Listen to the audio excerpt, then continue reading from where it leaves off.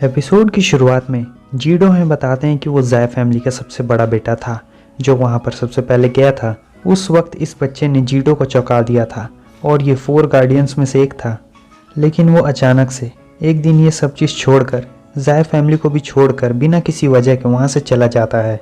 अब हमें 20 साल पीछे ले जाया जाता है जहाँ पर वो सभी बच्चे होते हैं, यानी जाय का जो बड़ा भाई है वो अभी छोटा है, 10 साल से छोटा है। और उस वक्त भी जाय फैमिली टॉप 3 फैमिलीज़ में आती थी। हमें उनके डैड को दिखाया जाता है, वो किसी से बात कर रहे होते हैं और उससे कहते हैं क्या तुम उसे अपना स्टूडेंट बनाना चाहते हो। ये हमारे जाय फैमिली के लिए काफ़ी सम्मान की बात है। वो बंदा कहता है अगर तुम मानते हो तो ठीक है, क्योंकि जाय मिंग की पोटेंशियल एनर्जी बहुत ज़्यादा है। ये उस आवर ग्लास से पहले का सीन होता है। ये जीडो होते हैं 20 साल पहले वाले, और उस वक्त भी ये एस क्लास हीरो ही थे। वो कहता है मैं देखना चाहता हूँ कि उसकी पीक कहाँ तक जाती है। जाय के डैड कहते हैं कि वॉर हीरोज़ की पीक अभी भी अननोन है, इसलिए मैं उसे ए को सबमिट कर रहा हूँ। और वो कहते हैं जाय मिंग अपने नेचर से फ्री है और मैं ये चाहता हूँ। तभी वहाँ पर जाय मिंग और उसका दूसरा वाला भाई आ जाता है। उसके फादर कहते हैं जाय मिंग तुम वापस आ गए, मैंने तुम्हें बहुत दिनों से नहीं देखा। इस तरफ प्रेजेंट में जीडो कह रहे होते हैं उस तरह का टेम्परामेंट किसी बच्चे के अंदर नहीं होता है, और उसे देखने से ऐसा लग रहा था कि उसके दिल के अंदर कोई अननोन सी पावर है। मून कहता है और उस वक्त तुम ये नहीं जानते थे। वो कहते हैं कि उस वक्त मैं नहीं जानता था कि वो पहले ही 3 व्हील्स में से एक का सक्सेसर बन चुका है, जब मैं और ये ग्रैंडपा उन्हें इनहेरिटेट किए तब। मून कहता है वो 10 साल से भी कम का था, वो लगभग फोनिक्स के एज का होगा, आखिर उसने ये सब कैसे कर लिया। वो कहते हैं कुछ लोग बचपन से ही बहुत तेज़ होते हैं और वो सभी चीज़ों को दूसरे बच्चों से जल्दी समझ जाते हैं। सीन फिर से चेंज होता है, हमें वापस से पास्ट में ले जाया जाता है। उसके डैड कहते हैं जाय मिंग इनसे मिलो, ये हैं। तभी वो कहता है ये है रॉ जीडो, पहले वॉर हीरो। और वो कहता है आप तो मेरे फादर से भी ज़्यादा ताकतवर लग रहे हैं। मेरे फादर एक एडवांस लेवल वॉर हीरो हैं, क्या आप एक एडवांस लेवल वॉर हीरो से भी ज़्यादा ताकतवर हैं। और फिर वो कहने लगता है बहुत सारी ताकत। जीडो सोच रहे होते हैं भले ही कितना इंटेलिजेंट क्यों ना हो, लेकिन ये है तो एक बच्चा ही।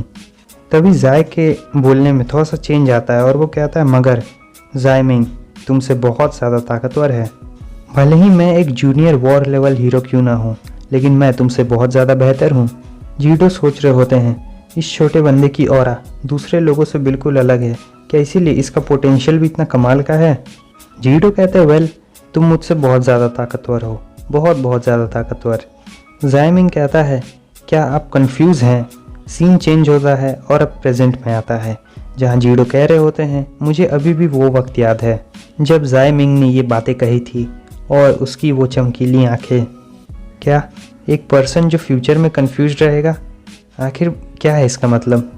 तुम मुझ पर भरोसा रखो, उसने उस वक्त 3 व्हील्स में से एक को इनहेरिटेट कर लिया था और उसकी एबिलिटी थोड़ी सी अलग थी। ग्रैंडपा कहते हैं वो पर्सन जो फ्यूचर में कंफ्यूज रहेगा, क्या उसका मतलब ये था कि जब तुम मैलिस को इनहेरिटेट कर लोगे।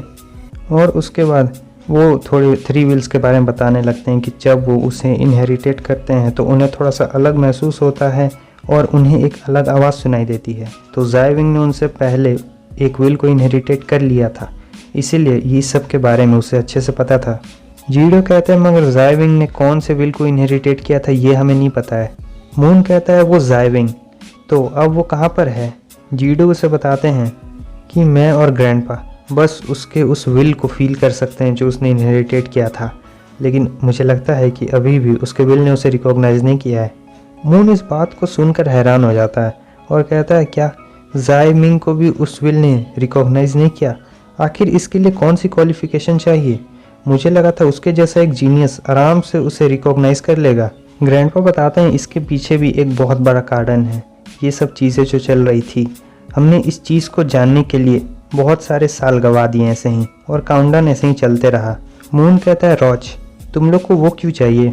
जीडो कहते हैं अब जब मैलिस मेरे पास नहीं है और जो पहले मैंने गलतियाँ की, मैं उन सभी को सुधारने के लिए अपनी पूरी कोशिश कर रहा हूँ और मैं इस जगह के सीक्रेट को भी बचाना चाहता हूँ। मून कहता है मुझे लगता है ये बहुत अजीब है, लेकिन यहाँ आखिर ऐसा कौन सा सीक्रेट है जिसे तुम लोग इतने बड़े बैरियर में छुपा के रखे हो। जाय मिंग ने मुझसे कहा था कि मैं फ्यूचर में एक कंफ्यूज्ड पर्सन रहूँगा, क्या इसीलिए रॉज बना। तुम वहाँ पर खुद जाकर क्यों नहीं देख लेते हो? चलो मैं तुम्हें गेट के पास ले चलता हूँ। हम देखते हैं कि अचानक से वो जहाँ पर बैठे हुए रहते हैं वो हिलने लगता है और धीरे धीरे हवा में उड़ने लगता है।